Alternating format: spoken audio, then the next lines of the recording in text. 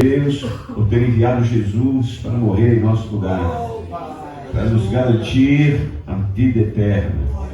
Aleluia, a vida eterna com o Senhor. Meu Deus, obrigado por esse dia, um dia de provisão, um dia de cuidado, um dia de bênçãos. Obrigado, Senhor, por chegarmos aqui em paz. Obrigado, Deus, pelas famílias que estão aqui, as lideranças, pelos teus filhos que estarão representando suas casas, suas filhas, ó Deus, que já chegaram. Muito obrigado, Deus. Te agradecemos pela vida do pastor Felipe, que atendeu generosamente nosso convite e está aqui, ó Deus, para ministrar a nós um pouco daquilo que o Senhor já colocou no seu coração. Aleluia. Temos a certeza de que o Senhor estará falando poderosamente a esta igreja. Ó Deus, aqueles que ainda estão a caminho, nós te pedimos, traga-os na tua paz.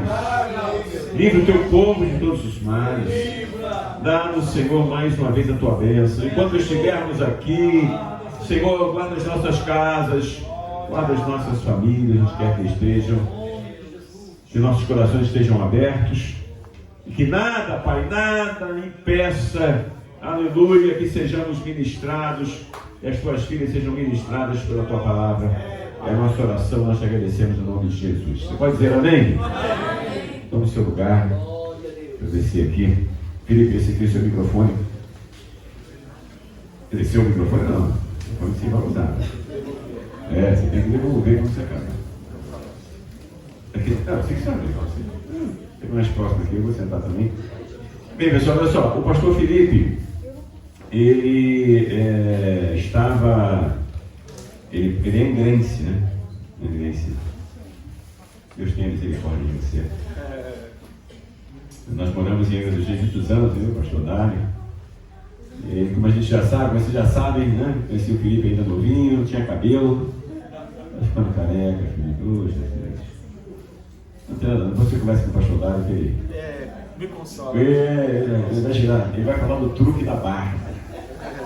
Sabia? Dá uma ideia de que é cabeludo. É que o cara não olha mais careca, ele olha pra cá. Mas Felipe sempre foi uma pessoa muito estudiosa, né? Um homem que sempre se dedicou ao estudo da palavra, muito cedo frequentou o seminário e hoje, né, a gente está aqui. Eu digo que o discípulo superou o mestre. Amém. Mas superou e muito. Hoje o Felipe depois vai se apresentar aqui, o diretor, né, do ensino teológico das igrejas congregacionais. E é uma honra ter você conosco, é uma honra muito grande.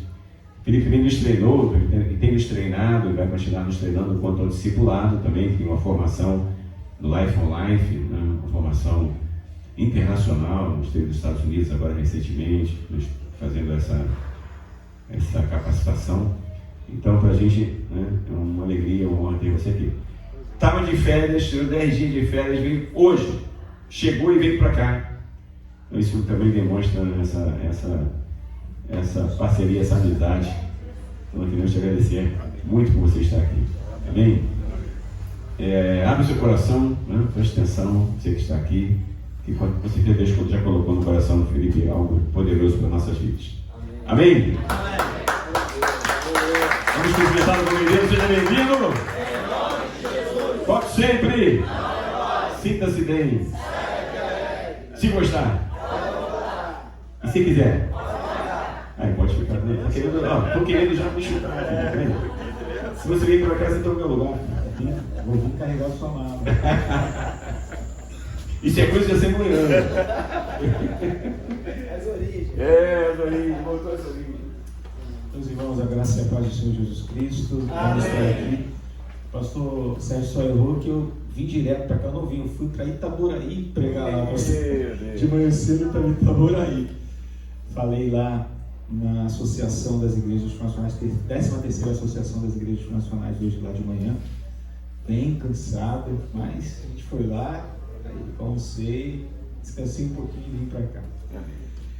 Para mim é uma honra estar aqui, servindo aos irmãos, servindo ao pastor Sérgio, que é um grande amigo, foi meu professor, um dos primeiros professores meus na área da teologia. lá em Angra, né, quando eu estudei o IBSFAR, né, IBSFAR, um curso bem conhecido aí do Dário, do pastor Sérgio, que funcionava ali na sede das Assembleias de Deus de Angra dos Reis, da Universidade de Madureira. E eu tive a fortuna, eu digo que foi a fortuna, de estudar ali, né, nos primórdios da minha fé. Porque, na verdade, eu fui discipulado e eu aprendi muito mais ali, no início da minha fé, do que em outro lugar, né? Então, eu fui para lá com 17 anos, então, estudei 3 anos ali, né? Aquele seminário básico, médio, que serviu muito para me dar um alicerce de fé. E eu sempre tive muita sede e fome de aprender a palavra de Deus. Eu fui ordenado pastor na Assembleia de Deus em 2007, lá em Jardim Nogueira. Tanto o pastor Sérgio como o pastor Dário conhecem lá em Jardim Nogueira, que eu levei os dois lá para falar, lá na igreja, enquanto eu era diretor do seminário lá. Eu fui ordenado pastor lá. Só que eu fiz uma transição para a Igreja Nacional. Hoje sou pastor da Igreja Nacional de Vila Paraíso, em São Gonçalo. Eu sirvo ali há 7 anos, né? Sou casado há 25 anos, vou fazer 26 anos de casado. Tenho 3 filhos, o Luiz Fernando, o Murilo e o Enzo, né? Eu tenho um filhinho da dinastia Enzo, né? O pessoal brinca, né? Dinastia Enzo e Valentina, são 2, né?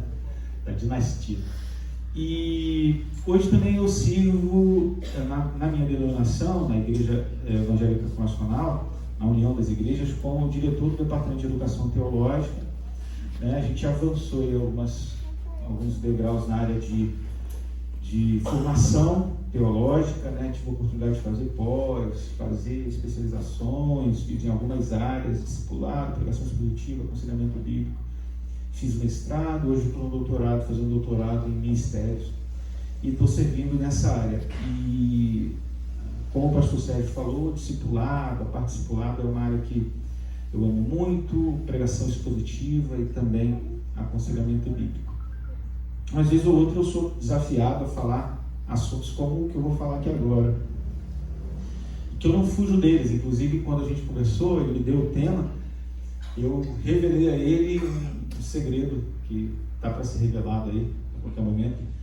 É que eu estou lançando meu primeiro livro, eu tenho 5 escritos, mas estou lançando o primeiro, e exatamente está dentro do tema que a gente vai trabalhar aqui, né? O livro fala sobre a apostasia, os desertores, os anticristos no plural, né?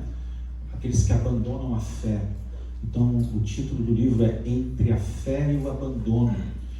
Então, vai falar a respeito dos desconstrucionistas, desertores, apóstatas, anticristos. E é um tema muito atual. Então, eu vou pegar um pouquinho da proposta do nosso encontro hoje e vou fazer um link com o preâmbulo do meu livro e 2 capítulos do livro. Vou tentar resumir aqui, né? E aí, quando eu lançar o livro, eu mando para cá uma caixa com uns 300 livros, e a gente consegue resolver tudo. A gente vai antecipar. Estou brincando. Eu estou escrevendo meu também. Opa! Tá certo. Vamos lá. Qual foi o tema que me foi passado?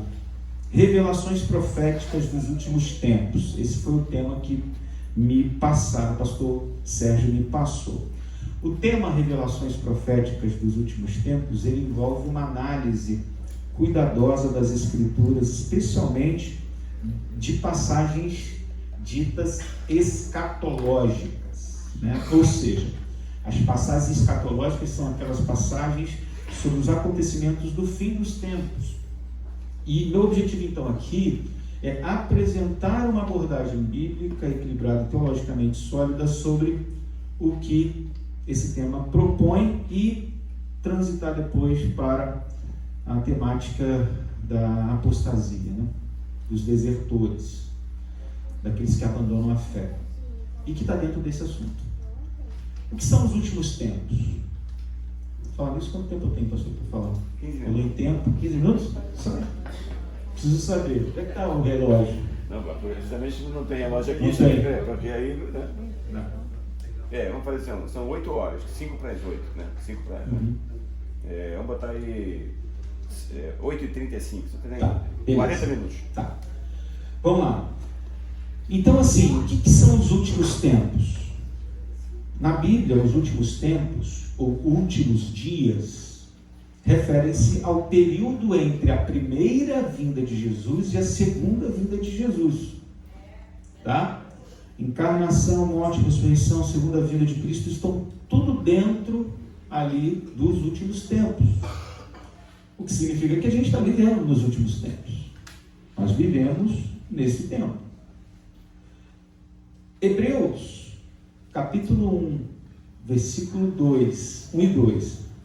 Atos 2, 17 e 1 João 2, 18 vão falar um pouquinho sobre esses últimos tempos, em outras passagens também, mas eu queria ler com vocês duas passagens, Hebreus 1, 1 e 2 e 1 João 2, 18. Vamos ler comigo, por favor, Hebreus. Vamos ler primeiro. Qual é a versão? Quem está lá? NAA. NA? NAA. Então, Pode ser? vamos lá, Thiago, coloca aí. NAA. Vamos ler primeiro 1 João, capítulo de número 2, versículo 18. Primeiro texto. Ok? Vai colocar. 1 João, capítulo 2, versículo 18. Vamos ler juntos? 1, 2, 3. Filhinhos, esta é a última hora. E como vocês ouviram, E o anticristo vem, também agora muitos anticristos têm surgido. Por isso sabemos que é a última hora. ok, beleza. Vamos agora para Hebreus. Vamos lá em Hebreus. Hebreus, capítulo de número 1, versículos 1 e 2. Hebreus 1, verso 1 e 2. Ok? 3, 1, 2, 3. Antigamente, Deus falou muitas vezes e de muitas maneiras aos pais pelos profetas, mas nestes últimos dias nos falou pelo Filho, a quem constituiu herdeiro de todas as coisas, o qual também fez o universo. Amém. Então, veja que tanto o versículo de Hebreus 1, como o versículo de 1 João, capítulo 2, versículo 18, falam sobre o fim dos... Fala sobre o fim dos tempos. Fala sobre os últimos dias. E a Bíblia revela vários sinais que antecedem o retorno de Cristo. Esses sinais, de acordo com a palavra de Deus, são revelações proféticas dadas por Jesus, pelos apóstolos e pelos profetas do Antigo Testamento. Eu vou apresentar aqui algumas delas. Primeiro, a questão do engano da apostasia. Você vai encontrar em Mateus 24, em Tessalonicenses, segundo aos Tessalonicenses 2, falando que no fim dos tempos haveria engano e haveria apostasia. Outro sinal, guerras e conflitos. Mateus 24 vai falar de guerras e conflitos. Lucas, capítulo 21 e Mateus 24 vão falar de catástrofes naturais, doenças, pestes. Também vai falar, Mateus 24, sobre perseguição à igreja.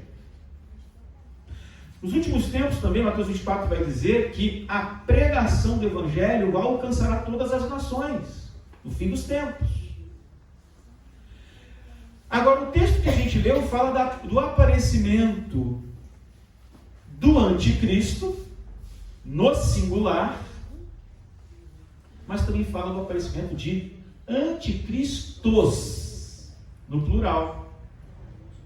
E a gente vai tentar entender o que significa esses anticristos no plural.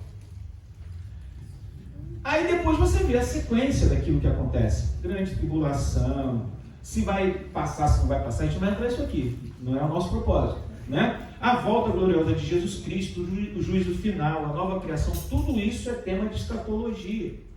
E diante de tudo isso, qual é o nosso grande chamado? Diante dessas revelações, primeiro, a gente precisa vigiar, a gente precisa estar preparado, amém, certo? Mateus 24, 42 diz, portanto, vigiem, porque vocês não sabem o dia que virá o Senhor. A gente precisa também viver em santidade de vida, nesses últimos tempos, né? E você vai ver várias passagens, principalmente ali em 1 João capítulo 3, versículo 2 e 3, amados, agora somos filhos de Deus, e todo o que nele tem essa esperança purifica a si mesmo. E a gente precisa evangelizar com urgência, porque Jesus está voltando. A gente precisa fazer, Mateus 28, façam discípulos de todas as nações, batizando-os em nome do Pai, do Filho e do Espírito Santo. Né? Eis que estou convosco todos os dias, até a consumação dos séculos. Então, nós precisamos fazer essas coisas. Repito, vigiar, estar preparado. Segundo, viver em santidade. Terceiro, pregar o Evangelho, evangelizando todas as nações. Então, essas revelações proféticas, elas, dos últimos dias, elas existem não para causar pânico em nós, mas sim para gerar esperança, vigilância e fidelidade. Amém. Deus não nos revelou tudo aquilo que está nas Escrituras de uma forma plena e completa, mas o que está revelado ali, Ele nos deu de forma suficiente para nos preparar para viver aqui uma vida que o glorifique e também para a gente cumprir a nossa missão. E Ele prometeu, Apocalipse 22, 7 está lá, eis que venho sem demora, bem-aventurado aquele que guarda as palavras da profecia deste livro. Ok? Dito isso, irmãos, a gente precisa agora pensar nessa ideia da apostasia, da desconstrução e do engano, que são os desvios da fé cristã nos dias atuais, nos nossos dias, nos últimos dias.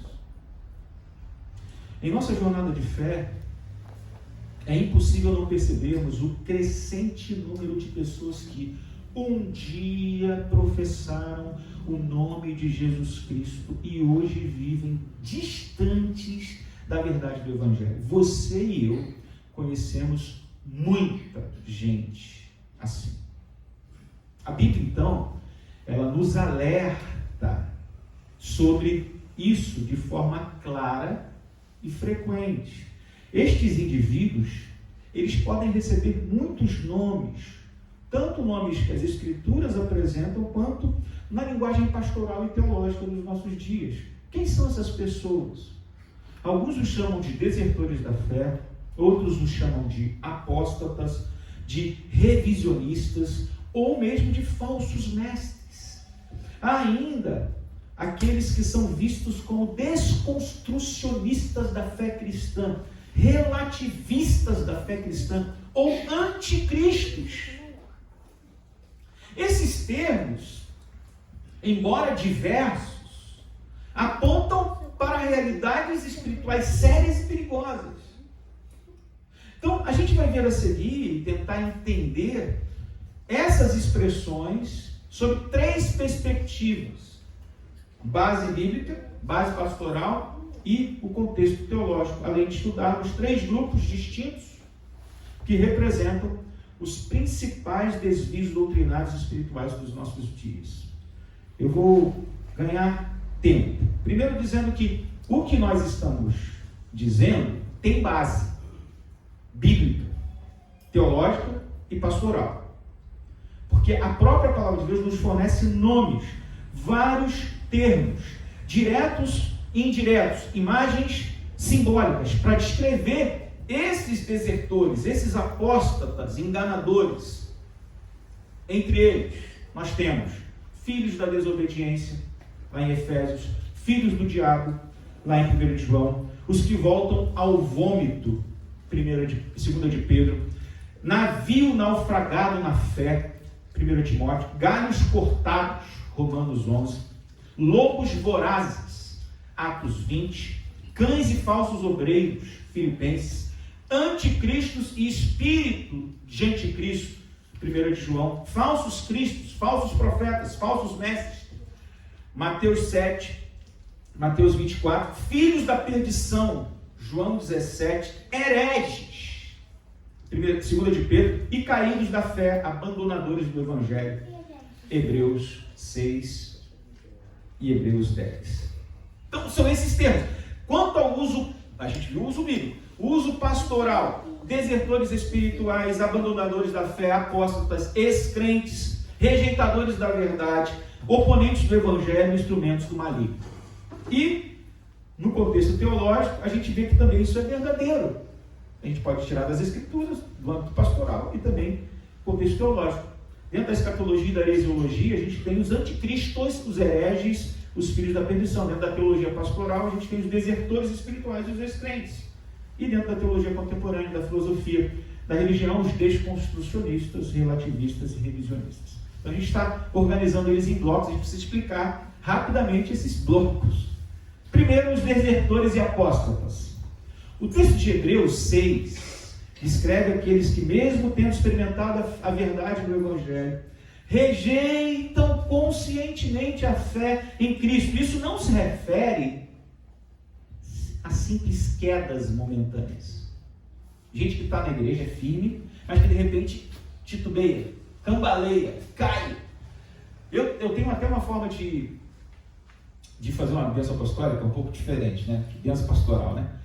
Eu tenho momentos que eu faço ela, não é sempre não. Eu faço sempre a simplesinha, né? Aquela que é comum, ela é padrão. Mas às vezes eu faço essa. Como é que eu faço? Senhor, que o Senhor vá à nossa frente para nos mostrar o caminho, que o Senhor esteja à nossa retaguarda para nos livrar de todos os dados inflamados do inimigo, que o Senhor esteja ao nosso lado, para se porventura viermos a cair, Ele nos levantar. Porque a gente pode cair. O crente pode cair. Não deve, mas pode. Certo? Só que a gente não está falando aqui desses desertores e apóstolos, nós não estamos falando daqueles que cambaleiam, caem, eventualmente. Nós estamos falando de pessoas que rejeitam conscientemente, deliberadamente a fé. É um afastamento permanente e deliberado. Irmãos, é incrível que esse afastamento pode acontecer a pessoa dentro da igreja. Ela cai, mas não sai da igreja no sentido local. E ela vira um instrumento de Satanás dentro da igreja. Isso pode acontecer. É um sinal dos últimos tempos.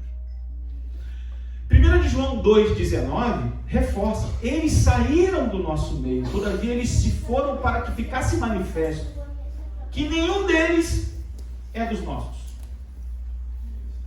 Isso mostra que, embora, 2 de João 2,19, isso mostra que, embora tenham convivido com a comunidade da fé, eles nunca foram verdadeiramente regenerados.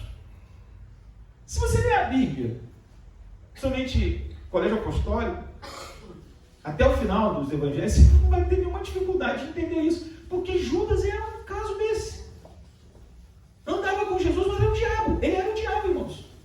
Quando eu falo do diabo, não é que ele era figura, não é personificado, mas ele era uma pessoa desviada dentro do corpo apostólico, dentro do colégio de discípulos.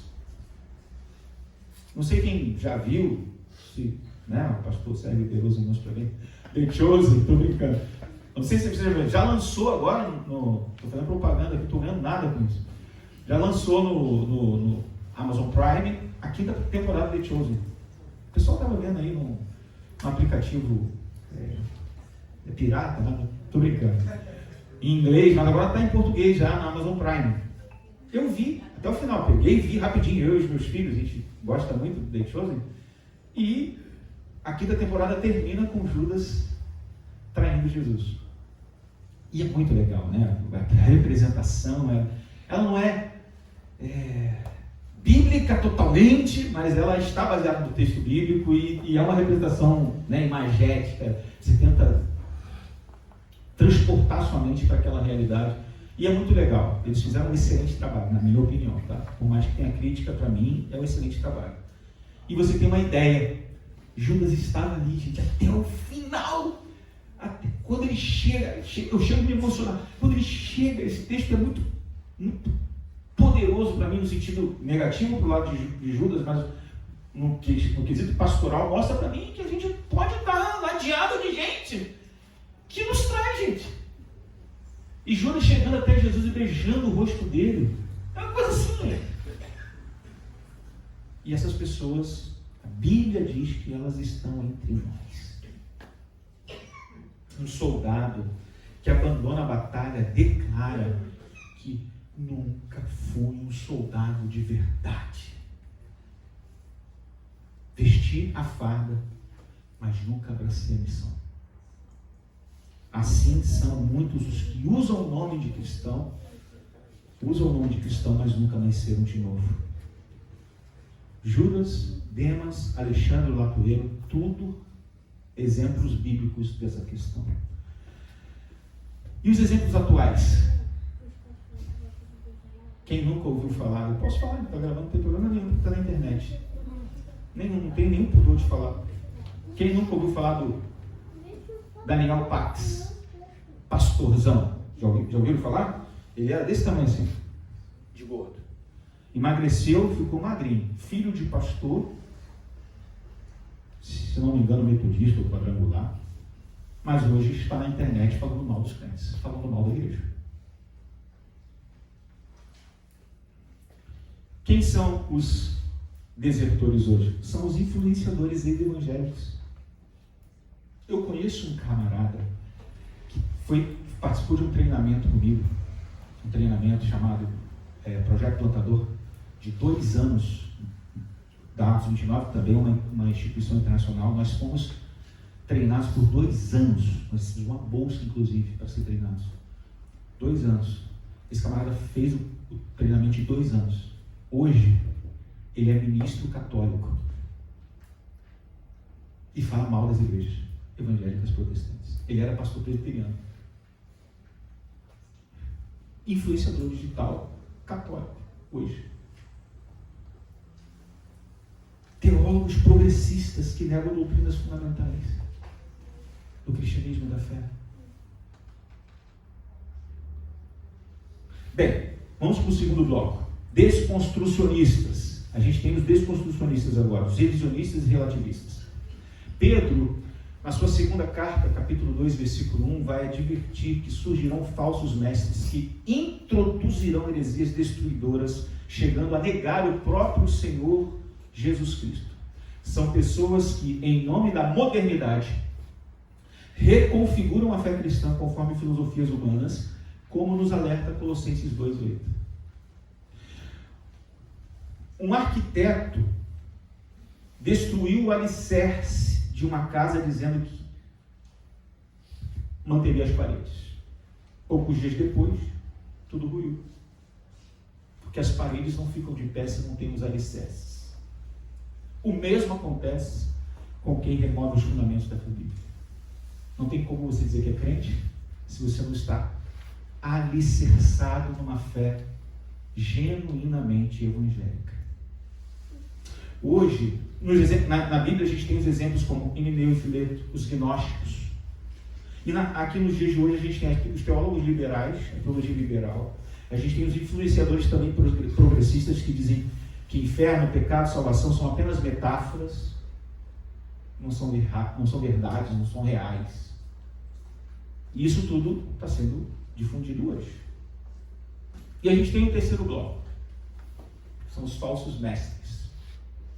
Estou apresentando os 3 blocos, embora eu vou enfatizar um apenas, até o final desse estudo. O terceiro é anticristos, falsos mestres e hereges.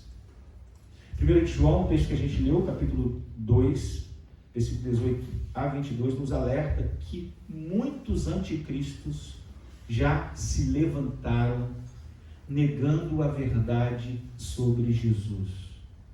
Mateus 7,15 fala dos falsos profetas que, embora pareçam ovelhas, por dentro são lobos.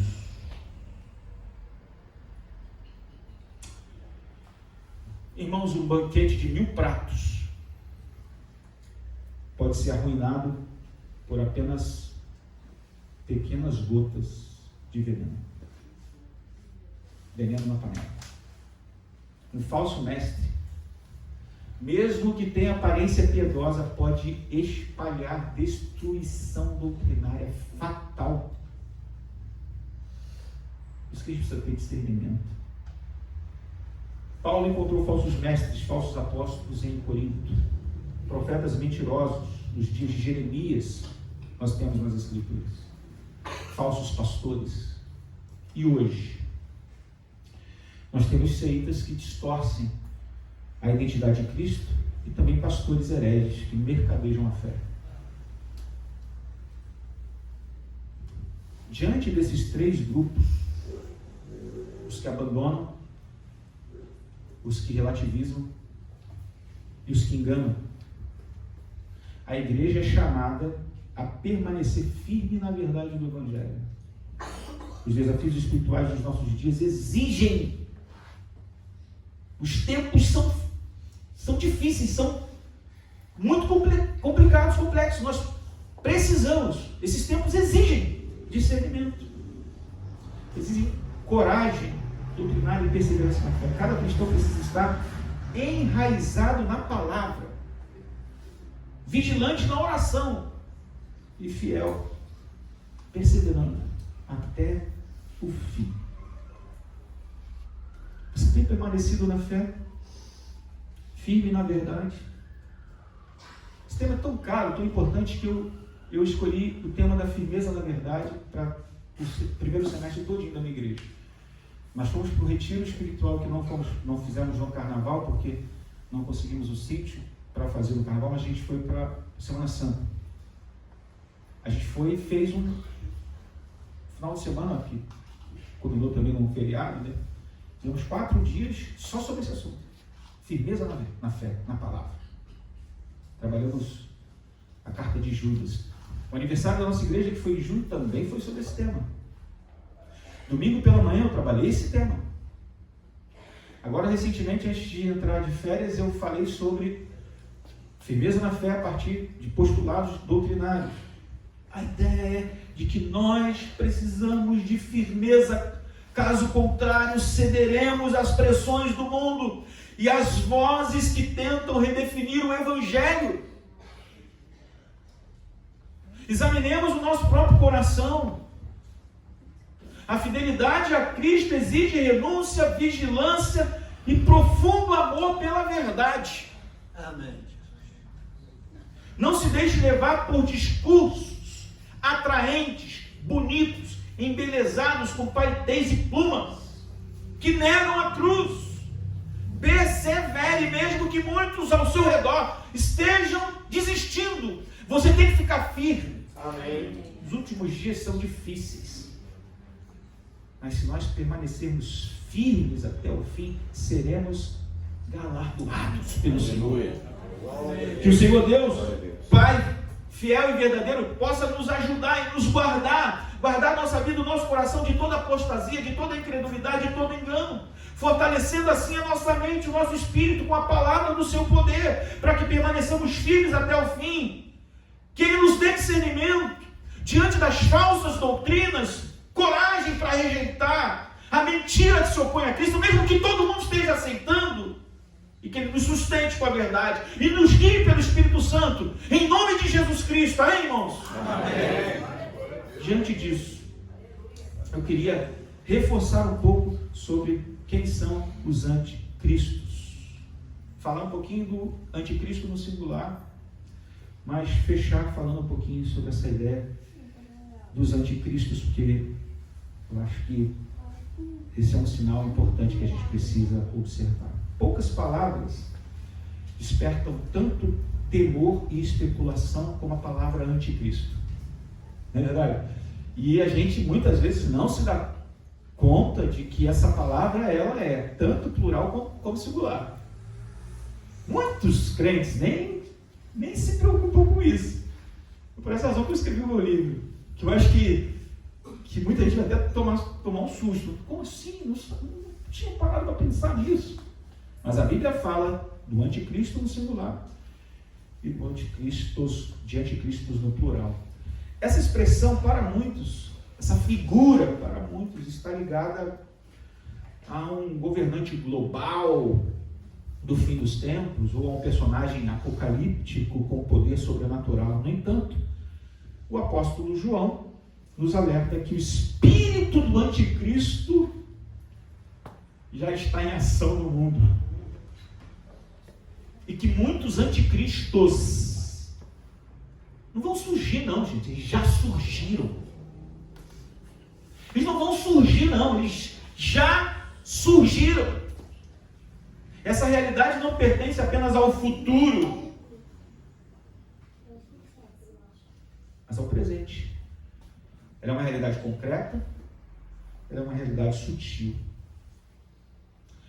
E nessa parte do nosso estudo, a gente vai entender o significado bíblico da palavra anticristo, como ela se manifesta ao longo da história e de que forma podemos reconhecer sua atuação nos dias de hoje. A palavra anticristo vem do grego anticristos, que pode ser traduzida como aquele que se opõe a Cristo, ou aquele que tenta tomar o lugar de Cristo. É importante compreender que, segundo João, esse anticristo final e escatológico que se manifestará no fim dos tempos, mas também há muitos anticristos já ativos na história, representação particular deste mesmo espírito de engano que vai se manifestar no futuro. O texto que a gente leu diz assim: filhinhos, é já a última hora. E como ouvistes que vem o anticristo, também agora muitos anticristos têm surgido, pelo que conhecemos que é já a última hora.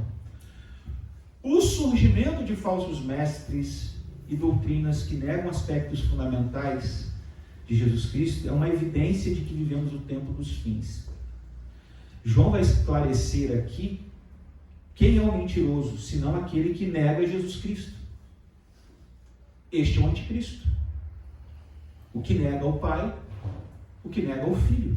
Ou seja, o anticristo não é apenas uma figura futura, mas qualquer pessoa, qualquer ensino, qualquer sistema que nega a identidade e nega a obra do nosso Senhor Jesus Cristo.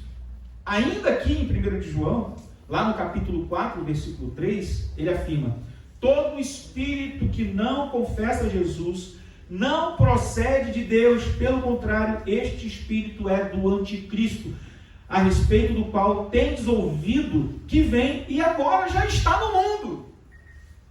Se João estava falando que naquele momento já estava no mundo, o que dirá nos dias de hoje? Quase 2000 anos atrás, posterior, depois. Essa afirmação deixa claro que a atuação do anticristo já não é apenas um evento futuro, mas uma realidade contínua, espiritual, que se opõe à fé.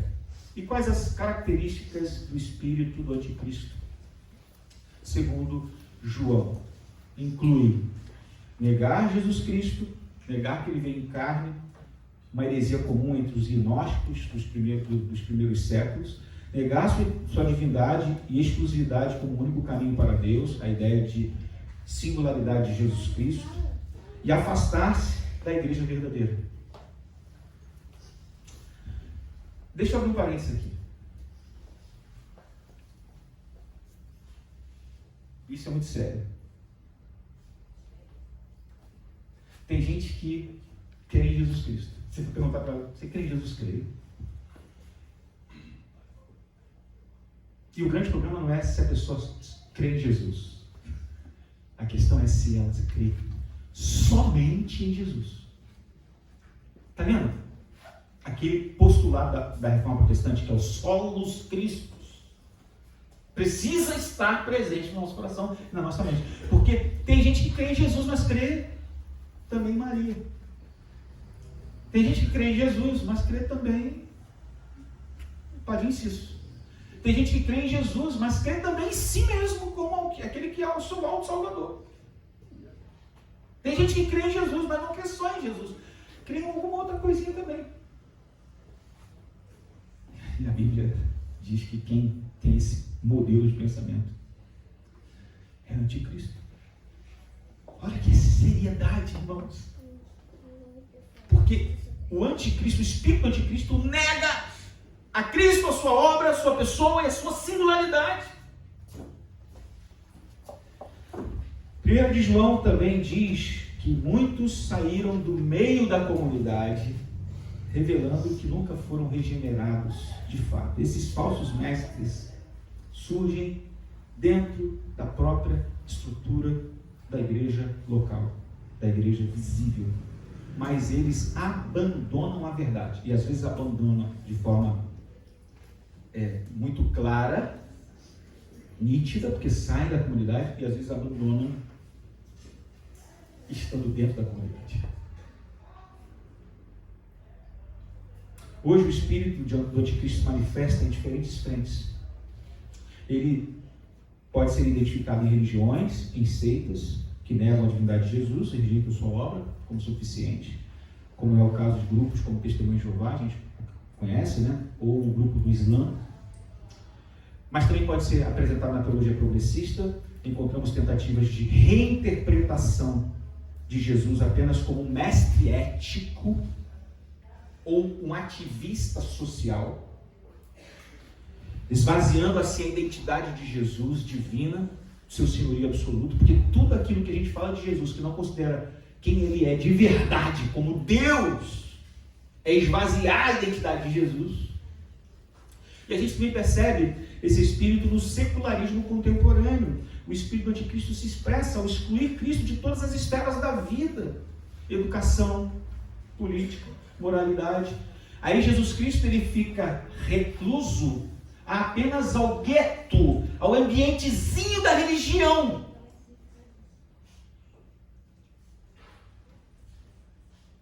A boa teologia diz, irmãos, que não existe 1 centímetro quadrado, 1 centímetro quadrado que não seja de Jesus Cristo. Em qualquer esfera, seja ela pública, privada, tudo pertence a Jesus Cristo. Amém. Tudo pertence a Ele.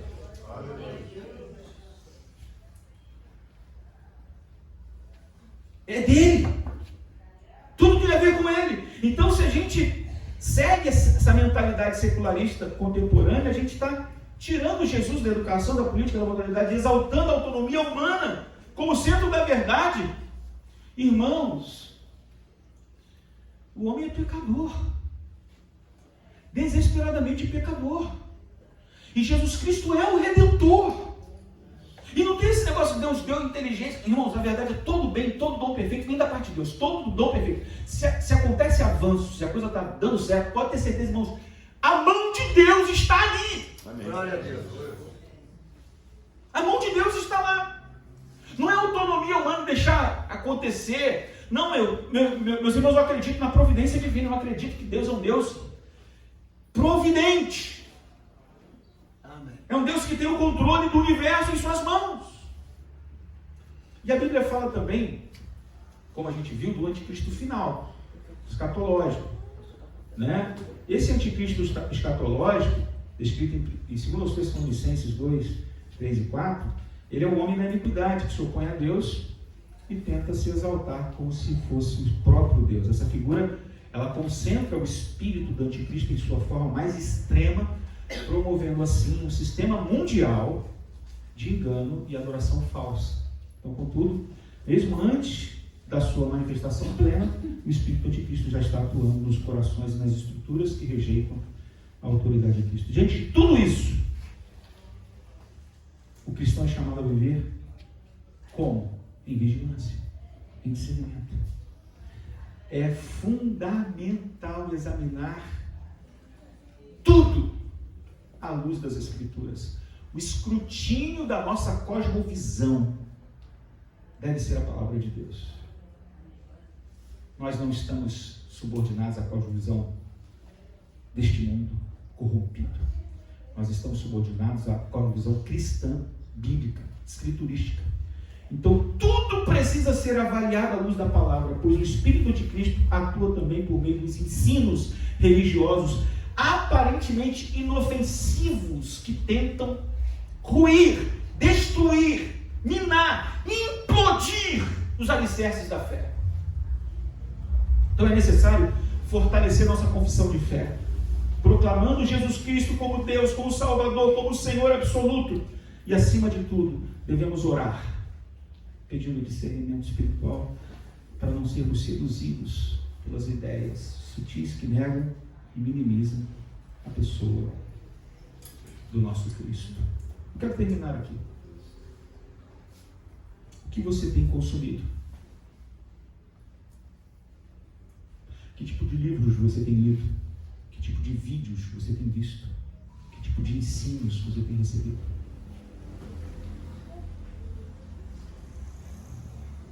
Você tem consumido alguma coisa que sutilmente nega ou rebaixa Jesus Cristo? Eu vou citar um exemplo de ontem para hoje, da minha própria experiência. Os meus filhos estão tocando também, viu, cara? Eu queria apresentá-los depois a você. Graças a Deus eles começaram a tocar uma bateria, vou falar com o seu filho para dar uns toques lá, né? E o outro está tocando baixo. O do meio, gordinho, né? Gosta de... Eu brinco com ele que ele é o meu Juninho aqui, Batista. Aí ontem eu, do nada, vendo vídeos no YouTube, se apresentou para mim, né? Porque a gente não pede. Às vezes a gente pensa uma coisa, aparece, surge. Coisa, né? Parece uma coisa misteriosa, coisa, às vezes é do céu, às vezes é do inferno, né? Mas a gente precisa saber discernir. Aí apareceu um camarada, eu não sei se eu vou lembrar o nome dele, está aqui até no meu celular, poderia puxar aqui, eu não sei se eu vou lembrar o nome, mas não precisa lembrar também, só não tem que necessariamente ir. Mas é um camarada que ele é cantor, ele estava um bonézinho assim, aqui no boné dele estava bordado a imagem da Maria, no boné dele, boné colorido. Ele estava com uma roupa bem diferente, com aquela gravatinha de quem canta country americano. Aquela fininhazinha com... E o cara com o violão na mão me interessou, eu vou assistir. Rapaz, só ele e o violão. Uma coisa de louco. Começou a bater o violão e começou a cantar com aquela voz de country. Aquela voz. Falei, que coisa linda, rapaz. Em inglês, ou então em inglês. Coisa linda, coisa maravilhosa, a gente se impressiona, né? Aí eu assisti um outro vídeo, assisti outro vídeo, falei, que cara, rapaz.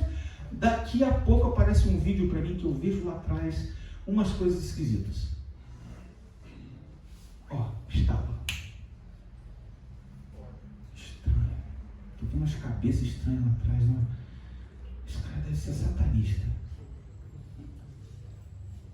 Aí eu chamei meu filho, mostrei para ele. E ele é programador, desenvolvedor, está fazendo inglês para aplicação lá fora e tal. Quando eu botei a música para ele, eu falei, pastor, pai, você já viu o título dessa canção? Sabe qual é o título da canção?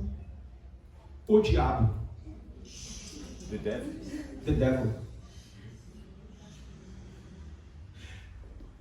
E eu tava, vamos ouvir. Aí teve uma parte que ele fala de religião, ele pegou a música, traduziu. Rapaz, tava lá. O diabo estava escondido ali naquela música. Escondido pra você, né? Escondido, pra mim. A gente tem que tomar muito cuidado com aquilo que a gente consome. Muito cuidado com aquilo que a gente vê, com aquilo que a gente ouve, com aquilo que a gente assiste, os ensinos que a gente recebe, que sutilmente rebaixam Jesus Cristo. Então o que você tem ouvido? O que você tem consumido? Segundo, como é que você pode hoje fortalecer sua mente e seu coração contra o espírito do anticristo que está presente na nossa cultura? Como é que você se fortalece? Orando, vigiando. Sim, tudo isso é muito bom. É disciplina espiritual, faz parte. Mas se você não amar a palavra de Deus, não se alimentar das Escrituras, sabe? Jesus Cristo venceu o diabo como, gente? Está escrito. Está escrito. Está escrito. Está escrito. Porque eu vou dizer uma coisa para você. Vai sair daqui hoje tonto. O diabo sabe mais a Escritura que você. Satanás conhece mais as Escrituras que você. Então, se você não vigiar, ele te pega. Ele te pega, ele me pega. Então a gente precisa amar a Bíblia, amar as Escrituras. Agora, uma coisa importante que eu quero também estimular você, terminando essa mensagem. Há alguém na sua vida que segue uma fé que rejeita a verdade sobre Jesus, com quem você pode compartilhar o verdadeiro Evangelho? Você precisa estar atento a isso, porque quando Deus trabalha em você, Ele não trabalha em você só para parar em você, mas para usar você como instrumento nas suas mãos, para ajudar outras pessoas e tirá-las do inferno. Amém. Essas 3 palavras. Cuidado com o que você consome. Se fortaleça na fé e seja instrumento nas mãos do Redentor. Amém. É isso aí.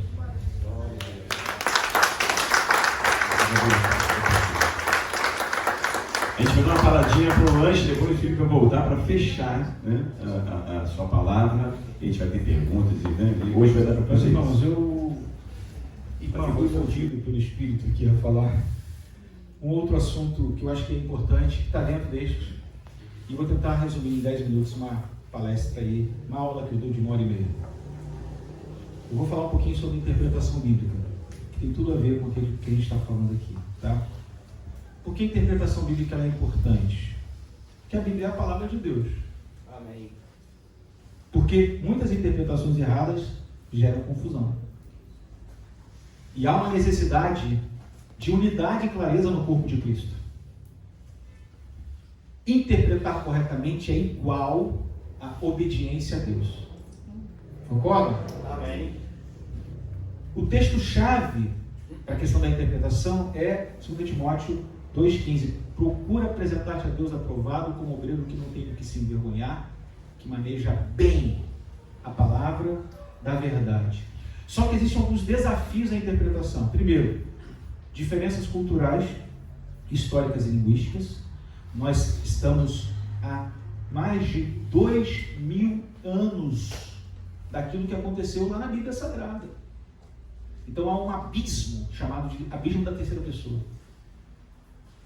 O texto não foi escrito para a gente diretamente, foi escrito para eles, por eles e para eles. Paulo, ele escreveu para Timóteo, ele. Paulo, ele escreveu para os Efésios, eles. Olha que interessante. Então há um abismo cultural, linguístico e também histórico. Segundo, diversidade de gêneros literários da Bíblia. Isso também é um desafio para a gente, porque a Bíblia não tem uma só cor, um só gênero. A Bíblia tem muitas coisas, muitos gêneros literários. Eu dou aula de hermenêutica e pregação expositiva. Quando eu falo de hermenêutica, quando eu falo de pregação, eu falo de hermenêutica também. Mas peguei algumas cadeiras de hermenêutica, só hermenêutica para lecionar. E a gente precisa entender que para interpretar corretamente a palavra de Deus, a gente precisa saber que tipo de gênero a gente está lidando. Quando você interpreta um salmo, tem um jeito de interpretar, uma metodologia de interpretar, uma técnica para interpretação. Você interpreta um texto de narrativa, é outra coisa completamente diferente. Quando você interpreta um texto de discurso, é outra coisa. A Bíblia é escrita em prosa, em poesia. E a gente precisa distinguir. Quando a gente lê o texto, abre o texto, que tipo de texto a gente tem. Então é um desafio. Quando você interpreta salmos, você interpreta pelas linhas dos salmos que tem paralelismos, sintético, antitético, progressivo. A gente tem paralelismo. As linhas de baixo falam alguma coisa que se conecta com a linha de cima, e a outra linha a gente tem versos que são bicolo, tricolo, ou seja, tem linhas diferentes.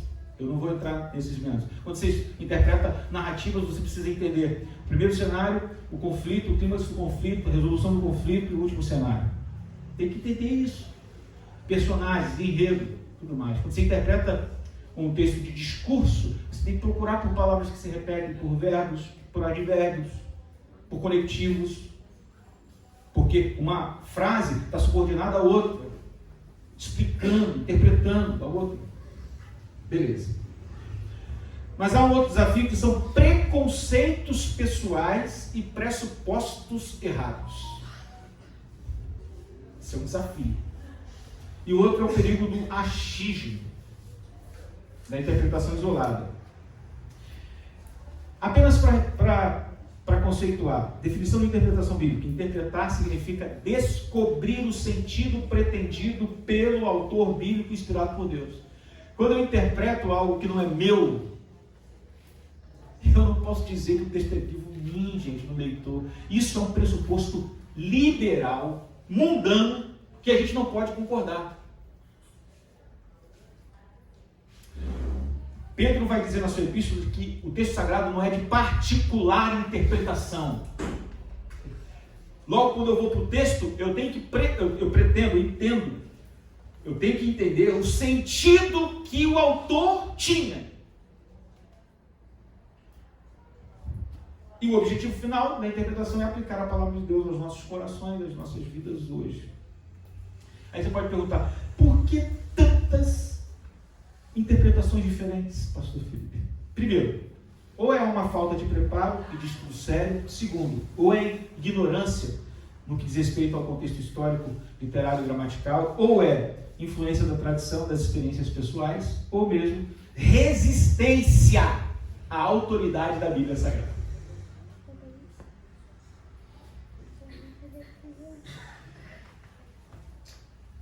Quais são os pressupostos que eu preciso ter para chegar e ler e interpretar corretamente a Bíblia Sagrada? Primeiro, a Bíblia é inspirada por Deus. Amém. Teofilostos, soprada, exalada, soprada. Amém. E por isso ela é autoritativa.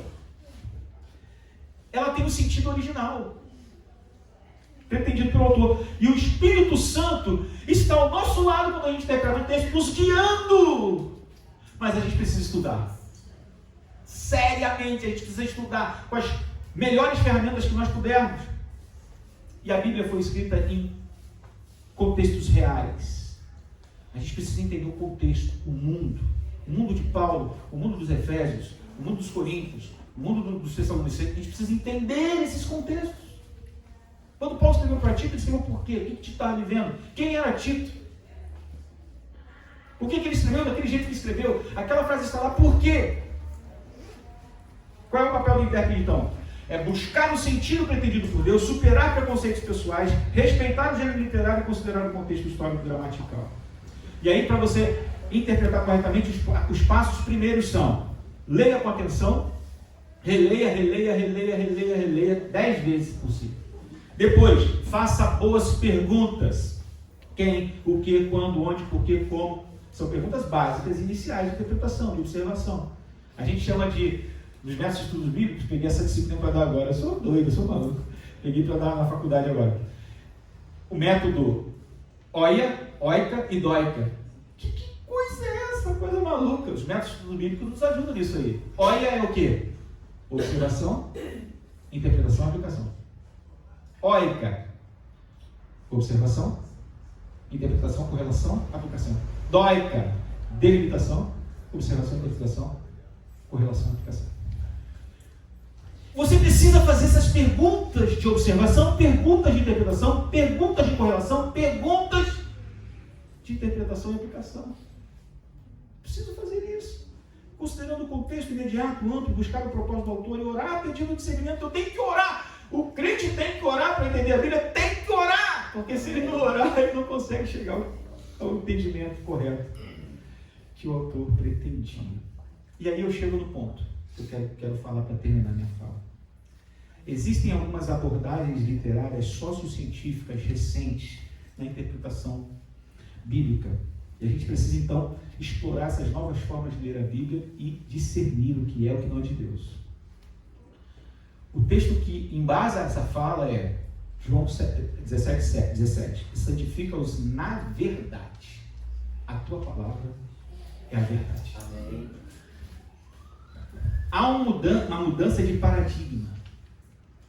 Aqueles métodos tradicionais de interpretação da Bíblia, que é o histórico gramatical, têm dado hoje lugar a novas abordagens de interpretação. Olha que coisa. Que buscam mais do que o contexto histórico. destacam a natureza literária, comunitária da Bíblia. E aí, isso é favorável como ambiente, favorável para as críticas aos métodos tradicionais de interpretação, considerando estéril ou limitado por alguns estudiosos. Esse método tradicional, isso é limitado. Essa leitura que ele fez, essa interpretação que ele fez, isso daqui é muito simples, é muito simplório, isso aqui é limitado. Isso aqui ele precisa dar asas à sua imaginação, o seu pensamento tem que ser fora da caixa. Já ouviu falar disso? Fora da caixa. E a gente tem duas áreas principais: a crítica literária e a abordagem sociocientífica. Irmãos, quando eu fiz seminário na Igreja Nacional, eu fiz na Madureira, 3 anos, depois de Porto Nosso, dei 4 anos e meio. O diretor do nosso seminário estava sendo influenciado pelas teologias liberais e principalmente da crítica bíblica. Irmãos, teve gente que se desviou, na época do seminário, se desviou e nunca mais voltou para Jesus. Eu poderia colocá-lo, encaixá-lo no discurso que eu fiz aqui sobre os desertores, e era o cara mais inteligente da turma. Dois mais inteligentes da turma. Eu poderia falar o nome dele aqui, mas se não estivesse gravando. 2 amigos pessoais do peito, excelentes na questão intelectual, excelentes, se desviaram nesse período e nunca mais voltaram. Nunca mais. Influenciados por pastores que se desviaram, adulteraram, não sei o que e tal, e enlouqueceram e começaram a influenciar na internet, escrevendo texto, e eles começaram a ler esses textos, se afastaram e nunca mais voltaram. E todos nós estávamos diante desse problema lá, porque o que se pregava, o que se ensinava, melhor dizendo, na sala de aula, gente, desconstruía. Jonas não necessariamente existiu, não, é uma historinha. É uma novela. Jonas é uma novela. Isso não necessariamente. Rapaz, se acreditar que Jonas existiu, com a balinha, molhou Jonas, pelo amor de Deus, uma leitura infantil. Você não é uma pessoa infantil, se acreditar nisso. Não, aquilo lá está ali porque tinha um sentido, um objetivo na pregação. Então é uma história que foi inventada como uma novela para ensinar um princípio. Isso é o que eles ensinam. Então a crítica literária estuda a forma, estuda a estrutura, estuda o estilo dos textos bíblicos. Não só dos textos bíblicos, mas de todo o texto. Eu, por exemplo, sou formado em língua portuguesa e literatura. Eu estudei isso. Crítica literária. Né? É importante para muita coisa, mas quando chega nas escrituras, a gente tem que tomar muito cuidado. Muito cuidado. E no doutorado agora, eu fiz uma disciplina chamada de hermenêutica e pastorado. E colocaram essas questões para a gente. A gente está no nível de doutorado, então precisa entender essas coisas aí. Precisa estar atento. E uma leitura que passaram para a gente ler, sabe qual foi? De um livro chamado Leitura Negra, da editora Thomas Nelson. A gente precisava interpretar, ler o texto e fazer uma resenha de um livro que trata de uma interpretação bíblico-sociocultural da época da escravatura do período lá norte-americano, período de escravatura lá. E de racismo acirrado lá. Só que a gente fica sempre com o pé atrás. Aí foi mesmo no mesmo período que eu comecei a dar aula de hermenêutica lá, e eu preparei esse material aqui. Tem slide, depois eu passo para você. O que acontece na questão da crítica e também nas leituras socioculturais? É de que valoriza mais a experiência do leitor do que a intenção do autor. A crítica narrativa analisa enredo, personagens e pontos de vistas. A análise crítica estuda a relação entre o texto e o leitor. O pós-estruturalismo e pós-modernismo questiona sentidos fixos e abraça as múltiplas interpretações. E a crítica da estética e da recepção dá importância à experiência da leitura. E a desconstrução, que a gente também falou aqui, desafia as interpretações tradicionais e sugere que o texto fala por si. Aí a gente chega na parte que eu termino aqui, que é a questão das abordagens sociocientíficas, o que são? Aplicam teorias modernas da sociologia, antropologia, economia, ciência política à Bíblia. Enfatiza o contexto social, comunitário dos textos bíblicos. Foi o que ele fez ali. Não, isso aqui tinha um contexto. Pegar o texto lá e trazer para cá é uma covardia. A gente precisa ler com as lentes de Cristo. Gente, como eu falei, eu dou aula de pregação expositiva. E dos conteúdos da pregação expositiva é a ideia de você fazer uma pregação centrada no Evangelho, a partir do Evangelho, tendo Cristo como centro. A gente tem várias formas de fazer isso. Tem o cristocentrismo, o cristotelismo, a cristologia. Cristotelismo é ter Cristo como telos, como o alvo final, a finalidade. Cristocentrismo é Cristo como centro. Cristologia é ter Cristo como a lógica de tudo.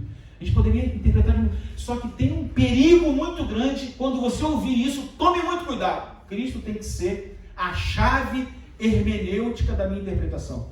Nem tudo que parece ouro de fato é. Esse camarada fala que a gente tem que ter Cristo como centro da nossa interpretação. E ele desconstrói tudo que está na palavra de Deus para poder colocar Cristo como centro da nossa interpretação. E sabe como é que ele vê Cristo? Como aquele que abraça tudo, concorda com tudo, está tudo certo. Porque Cristo é amor. Cristo é bondade. Cristo é justiça. Cristo é acolhimento. Por causa de Cristo, a gente pode deixar inserir dentro da igreja muitas coisas que estão aí hoje na nossa sociedade, até porque se Cristo estivesse hoje entre nós, ele abraçaria, ele seria acolhedor, inclusivista. Tome muito cuidado, porque isso não é verdade. Então, enfatiza o contexto social e comunitário. Exemplos: história social, crítica cultural, hermenêutica da libertação, hermenêutica feminista, hermenêutica LGBT, tudo isso daqui é falado por esses camaradas aí. Eu estava falando hoje de manhã, vou terminar aqui, que grandes vultos, grandes referenciais para mim na minha época de estudo teológico, lá atrás, há 20 e poucos anos atrás, caíram.